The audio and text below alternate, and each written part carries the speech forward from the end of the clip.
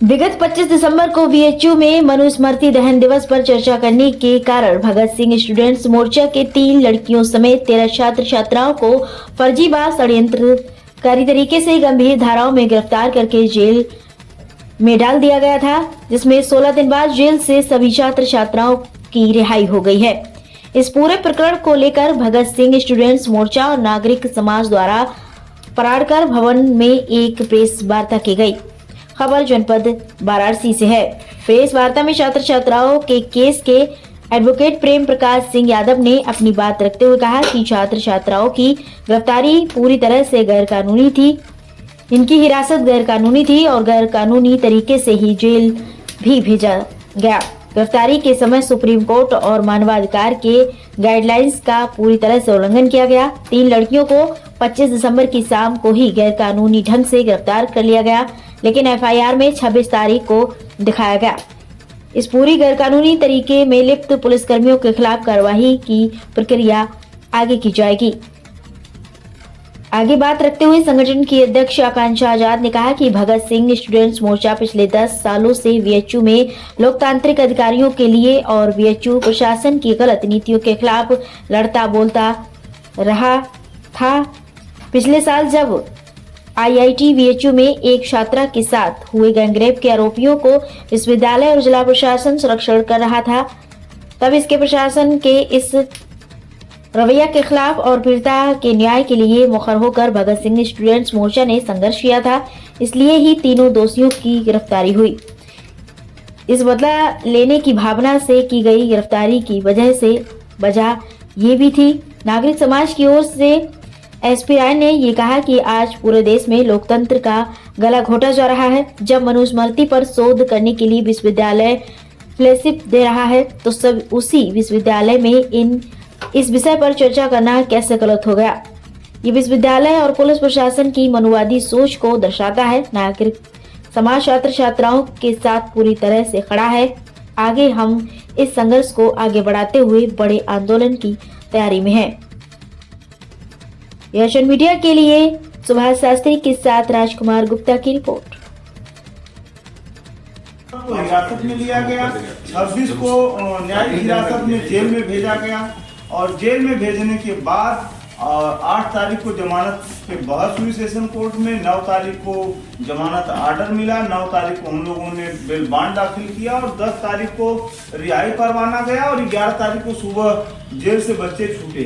तो इस पूरे प्रक्रिया में जो बच्चों का उत्पीड़न हुआ, उनको करियर खराब करने की जो साजिश रही, इसके साथ साथ जो जेल में के अंदर जो आम लोगों के साथ जो उत्पीड़न, भेदभाव और पैसे को लेकर के जो वसूली है, आम कैदियों के जो मानवाधिकार का हनन हो रहा है, उन पूरे प्रकरण को भी बच्चों ने देखा।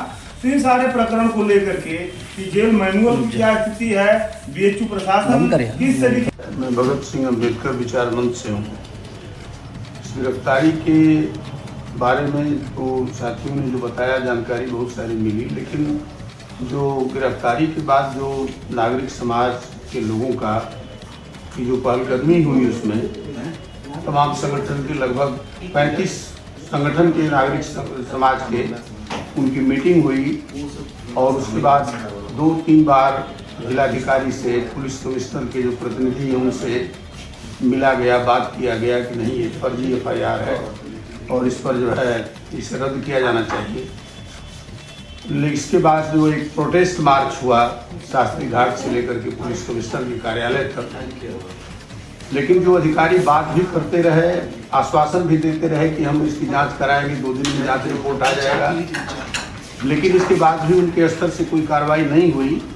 प्रोटेस्ट मार्च के बाद फिर इसको राजनीतिक विपक्षी राजनीतिक दलों को बैठक बुलाई गई और इस बीच में कानूनी लड़ाई जो हमारे वकील साहब जो लड़ते रहे, इधर जमानत हुई और फिर 10 तारीख को जो है वो सभी ये विपक्षी दलों की राजनीतिक बैठक हुई। नागरिक संगठन के लोग थे, लगभग 65-70 लोग मीटिंग में आए और उसमें यही फैसला लिया गया कि जो फर्जी तरीके से एफआईआर किया गया और छात्रों को जेल भेजा गया, इसमें जो मूल सवाल जो नोट करने का है कि ये जो गिरफ्तारी थी मनुस्मृति के, तो मनुस्मृति जो है वो भारत के संविधान में उसकी कोई जगह मनुस्मृति की नहीं है, उस पर चर्चा करना कहीं से कोई गैर कानूनी काम नहीं है।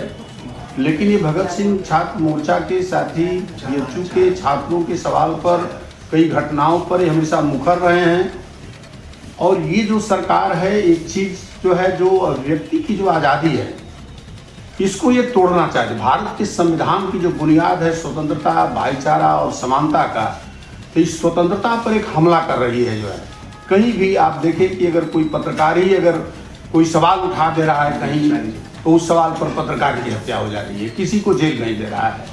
तो ये चूंकि भगत सिंह छात्र मोर्चा बीएचयू में एक मुखर रहा है तमाम सारे सवालों पर, वो सवाल पूछता रहा है बीएचयू प्रशासन से, सरकार से सवाल करता रहा है, और ये सरकार अभिव्यक्ति की आज़ादी पर ये हमला कर रही है।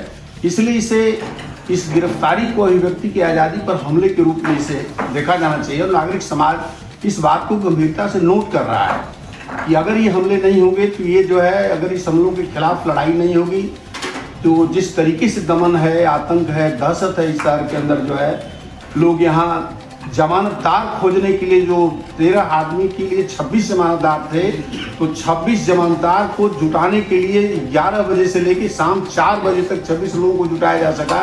लोग जमानत लेने में भी इतना दहशत फैलाए थे कि ये लड़के जैसे कोई आतंकवादी हों, ये माओवादी हों। इस तरह से एक 10 लड़कों के बारे में भी एक तरफ उनको टार्चर किया, जेल भेजा, और दूसरे तरफ इनको पूरे समाज से अलगाव में डालना चाहता था।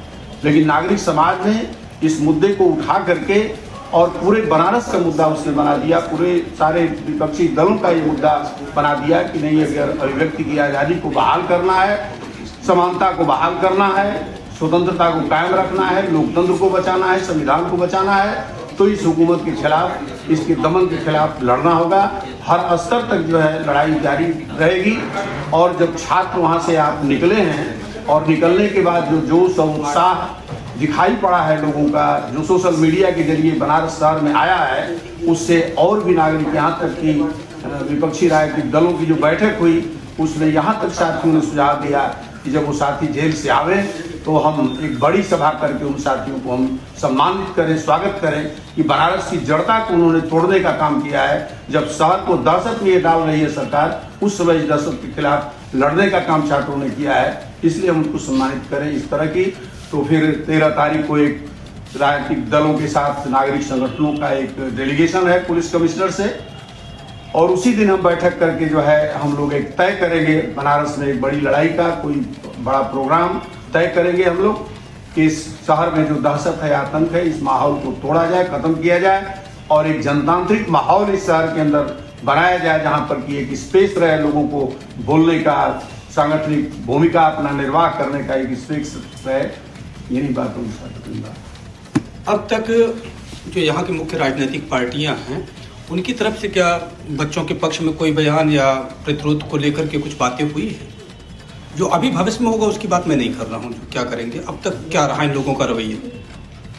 अब तक यहाँ के जो मुख्य राजनीतिक दल रहे, उस मामले में जो CPI-ML का महिला संगठन है एटवा, उसने एक डेलीगेशन दिया पुलिस कमिश्नर को, उसको मेमोरेंडम दिया लिख करके।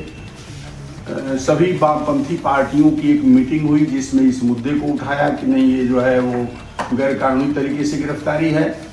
और इसके अलावा यहाँ विपक्षी दलों के अलावा भी कई विश्वविद्यालयों के संगठन भी इनके समर्थन में एकजुटता अपने जाहिर की। मैं स्पेशली बनारस की मेन स्ट्रीम राजनीतिक पार्टियां, कांग्रेस, समाजवादी पार्टी, बसपा पहल तो नहीं किया था, इसमें कोई दौरान नहीं, कोई इन लोगों की पहलकदमी बाहर नहीं आई थी, लेकिन चिंतित इस बात को लेकर के लोग थे। जो ही हम लोगों ने मीटिंग बुलाया, सारे लोगों को बैठक हुई, उस बैठक में बहुत एग्रेसिव होकर के लोगों ने कहा कि नहीं, इस सवाल पर हमको लड़ना चाहिए। मतलब क्या लग रहा है कि जो मुख्य विपक्षी पार्टियां हैं यहाँ की, वाराणसी की, वो इस बात का इंतजार कर रहे हैं कि उनको कोई आमंत्रित करे कि बच्चों की लड़ाई करनी है, या स्वेच्छा से अपने स्वतः स्फूर्त संज्ञान में लेकर के काम करेंगे? नहीं, वो भी एक दहशत आतंक में उनके भी मेंबरान या उनकी भी पार्टी के लोग एक दहशत के माहौल में जी रहे हैं, और ये दहशत के खिलाफ जब आवाज उठ रही है, तो इस आवाज के साथ जो है वो भी मुखर हो रहे हैं। इसलिए मुझे लग रहा है, जो मीटिंग में चूंकि हम लोग मौजूदगी थी, तो इसलिए लग रहा है कि लोग जो है वो इस सवाल पर आगे आएंगे और कोई बड़ा प्रोग्राम 13 तारीख को तय होगा। हम लोगों को जो है तो संभावनाएं दिख रही हैं कि ऐसा सारे लोग आएंगे उस लड़ाई में जो है। और जब तक कि सभी लोग मिलकर के इस सवाल पर लड़ाई लड़ेंगे नहीं, तब तक